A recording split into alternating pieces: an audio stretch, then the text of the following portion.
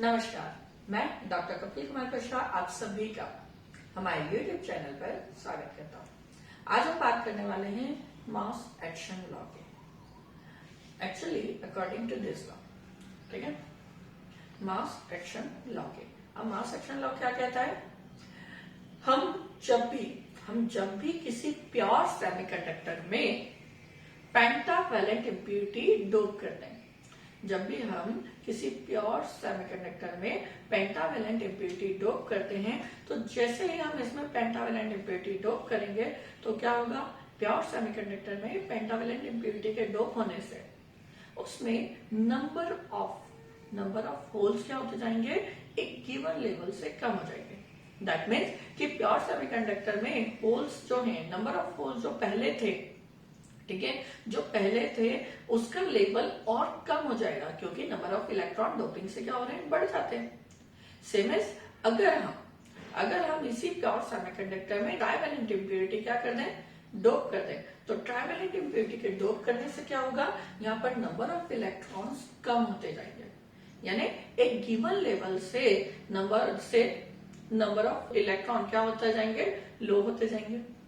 सो एक normally experimental वे में जब हमने ये देखा कि थर्मल इक्विलिब्रियम की कंडीशन में जब हम किसी भी प्योर सेमीकंडक्टर या किसी सेमीकंडक्टर की बात करें, तो उस सेमीकंडक्टर में इलेक्ट्रॉन्स और होल्स का कंसंट्रेशन जो है, इन दोनों के कंसंट्रेशन का जो प्रोडक्ट है वो हमेशा क्या होगा? कांस्टेंट। एंड ये जो प्रोडक्ट है ये इम्प्यूरिटी या डोनर और एक्सेप्टर इम्प्यूरिटी की डोपिंग से क्या रहेगा? अनअफेक्टेड रहेगा, इंडिपेंडेंट रहेगा। इसे ही हमने कहा mass action law. So we know that concentration of electron के कंसंट्रेशन हम किससे, एंड क्या है? Concentration of electron that means number of electron in per metre cube. P क्या रिप्रेजेंट कर रहा है? Concentration of hole, concentration of that means number of holes in per metre cube. सो इन दोनों का जो प्रोडक्ट होता है वो क्या है? कांस्टेंट। तो N into P is equal to क्या होगा? That is equal to NI square. It is known as mass action law, where Ni is concentration of intrinsic semiconductor, ठीक है। इंट्रिंसिक सेमीकंडक्टर के पर मीटर क्यूब पर जो concentration होगा charge carriers का, that is known as Ni। I hope आप सभी को मास एक्शन लॉ क्लियर होगा। Now next is intrinsic concentration. Intrinsic concentration जो है it is depending on temperature. ये किस पर डिपेंड करता है? टेम्परेचर पर। और इसके टेम्परेचर डिपेंडेंसी को हम एक एक्सप्रेशन के थ्रू क्या कर सकते हैं? रिप्रेजेंट कर सकते हैं। तो so that expression is Ni square is equal to A naught that T cube e to the power minus EGO. It is EGO on the base of this GO KT, where A is not. A naught is a constant. A naught क्या है? Constant है जिसकी value temperature पर depend नहीं करती। T is temperature in Kelvin. EGO naught it is band energy जो किसमें होती है? In electron volt. K is a Boltzmann constant. K क्या है? बोल्ट्जमैन कांस्टेंट है। ये जो इंट्रिंसिक सेमीकंडक्टर है, इसकी जो इंट्रिंसिक सेमीकंडक्टर की कंसंट्रेशन जो है वो किस पर? टेम्परेचर पर। इस एक्सप्रेशन के थ्रू डिपेंड करती है। नाउ अब ये जो इंट्रिंसिक सेमीकंडक्टर है, सेम एज टेम्परेचर क्या है? एक्सट्रिंसिक को भी अफेक्ट करेगा। तो एक्सट्रिंसिक सेमीकंडक्टर जो है उसमें क्या होगा कि जब हम एक्सट्रिंसिक सेमीकंडक्टर की बात करते हैं, एक्सट्रिंसिक सेमीकंडक्टर में क्या होगा? एक्सट्रिंसिक सेमीकंडक्टर में जब हम टेम्परेचर इंक्रीज करते हैं तो टेम्परेचर के इंक्रीज होने पर जो इलेक्ट्रॉन्स हैं और होल्स हैं इनके कंसंट्रेशन क्या होंगे, चेंज होने चाहिए। पर इन स्टडीज ये देखा गया कि जब हम टेम्परेचर इंक्रीज करते हैं, just like an type semiconductor में जब हम टेम्परेचर क्या करते हैं, इंक्रीज करते हैं, तो टेम्परेचर के इंक्रीज होने से कोवेलेंट बॉन्ड क्या हो जाते हैं, ब्रेक हो जाते हैं। कोवेलेंट बॉन्ड के ब्रेक होने से क्या होगा, कोवेलेंट बॉन्ड जैसे ही ब्रेक होंगे तो उनके ब्रेक होने से नंबर ऑफ चार्ज कैरियर, ठीक है, नंबर ऑफ चार्ज कैरियर जो पेयर है, ठीक है, कोवेलेंट बॉन्ड ब्रेक होंगे तो इलेक्ट्रॉन होल्स का एक पेयर जनरेट हो जाएगा, ठीक है, जितने कोवेलेंट बॉन्ड ब्रेक होंगे उतने पेयर जनरेट होंगे। पर चूंकि इलेक्ट्रॉन्स जो होते हैं एन टाइप में वो बहुत हाई अमाउंट में होते हैं, ह्यूज अमाउंट में, सो वो क्या है, मेजॉरिटी चार्ज कैरियर, उनमें ये कंसंट्रेशन इतना इफेक्ट नहीं डालता। पर होल्स जो है वो वहां माइनॉरिटी चार्ज कैरियर होते हैं और उन पर ये कंसंट्रेशन, ये चार्ज जो बॉन्ड ब्रेक हुए और पेयर जनरेट हुए उससे होल्स का कंसंट्रेशन धीरे धीरे क्या होने लगता है, इंक्रीज होने लगता है।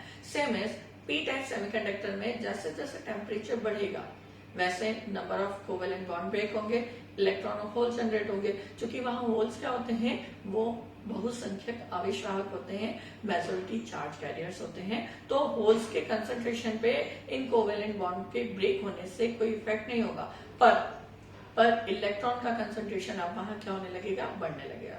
फॉर एग्जाम्पल जैसे कि मान लीजिए कि आपके पास 2 पर्सन है, एक पर्सन जिसकी सैलरी कितनी है, it is near about 50,000। Now second person है P1P और P1 एंड P2, 2 पर्सन है। P1 जो है उसकी सैलरी कितनी है, 50,000, जबकि P2 जो है उसकी कितनी है, 5,000, ठीक है, 5K, ठीक है। अब दोनों की सैलरी में अगर आप क्या करें, पर डे 10 रुपीज का इंक्रीमेंट कर रहे हैं, दोनों की सैलरी में आपने क्या किया, पर डे 10 रुपीज का इंक्रीमेंट किया, तो इसकी इस P1 की सैलरी में ज्यादा हाइक होगा क्या, नहीं, इस P1 को कितना मिलेगा, दैट इज 50,300, जबकि इस P2 की सैलरी कितनी हो जाएगी, 53। क्लियर। सो यहाँ पर इस मेजोरिटी पर नंबर ऑफ चार्ज कैरियर यानी इस टर्न के इंक्रीमेंट होने का इफेक्ट नहीं हुआ, ना के बराबर हुआ, जबकि इस P2 पर इसका इफेक्ट क्या हुआ, ज्यादा हुआ। तो इट इज मेजोरिटी, क्योंकि ये क्या था, मेजोरिटी चार्ज में था, तो इस पर इतना इफेक्ट नहीं हुआ। पर माइनॉरिटी के लिए वो क्या है, वो वैल्यूएबल है, वो इफेक्टेबल है। सो माइनॉरिटी यहाँ क्या होने लगा, इंक्रीमेंट होने लगा। आई होप आप सभी को ये क्लियर होगा। Now next is mobility. Mobility जो है वो क्या होती है, वो टेम्परेचर पर डिपेंड करती है।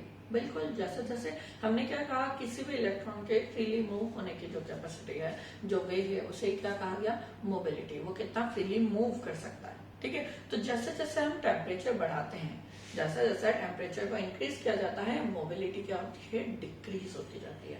मोबिलिटी क्या होगी, डिक्रीज होगी। इन इंट्रिंसिक सेमीकंडक्टर हम क्या कर रहे हैं, टेम्परेचर जैसे जैसे बढ़ाते हैं तो टेम्परेचर के बढ़ने से क्या होगा, टेम्परेचर के बढ़ने से number of charge carrier generate होंगे, ठीक है, number of covalent bond break होंगे, इससे इलेक्ट्रॉन और होल्स का पेयर जनरेट होगा। इलेक्ट्रॉन कहाँ चले जाएंगे, कंडक्शन में, और होल्स कहाँ जाएंगे, होल्स कहाँ रहेंगे, that is in valence band. So number of charge carriers बढ़ेंगे। जैसे जैसे नंबर ऑफ चार्ज कैरियर्स बढ़ते हैं क्या होगा, नंबर ऑफ चार्ज कैरियर्स के बढ़ने से कोलिजन बढ़ेगा, मीन्स इलेक्ट्रॉन जो है वो बहुत ज्यादा अमाउंट में होने से वो क्या करेंगे, वो पर्टिकुलर एटम से कोलाइड होंगे। इनके कोलिजन के कारण क्या होगा, मोबिलिटी धीरे धीरे क्या होने लगेगी, कम होने लगेगी।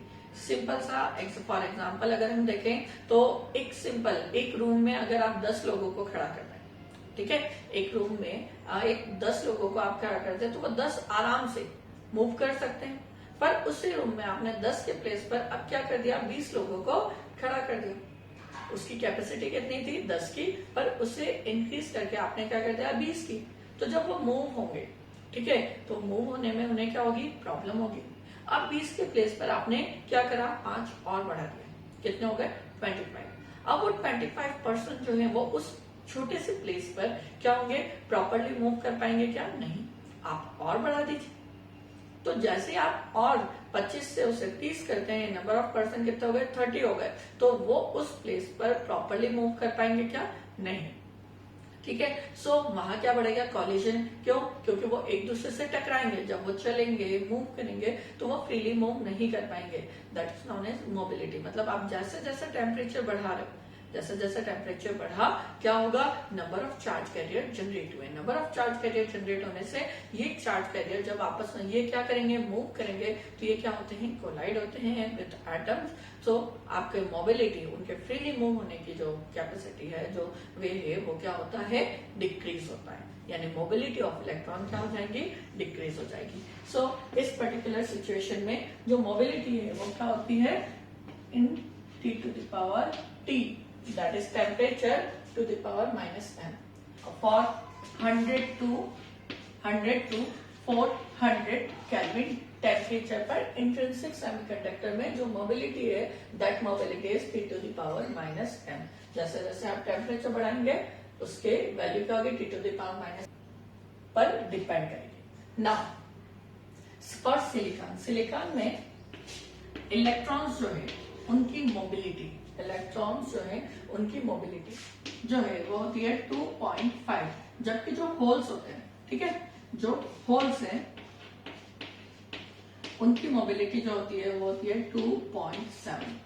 फॉर जर्मेनियम, जर्मेनियम में यही मोबिलिटी क्या हो जाएगी, इलेक्ट्रॉन्स के लिए ये मोबिलिटी होती है 1.66, जबकि होल्स की क्या होगी, दैट इज इक्वल टू 2.33। मतलब इस वे में वो क्या कर सकता है, इस रेशो में वो मूव कर सकता है, ठीक है, फ्रीली मूव कर सकता है। सो आप सभी को mass action law, intrinsic concentration, extrinsic concentration as well as mobility and temperature effect of that clear होगा। सो आज की क्लास में इतना ही। Thank you.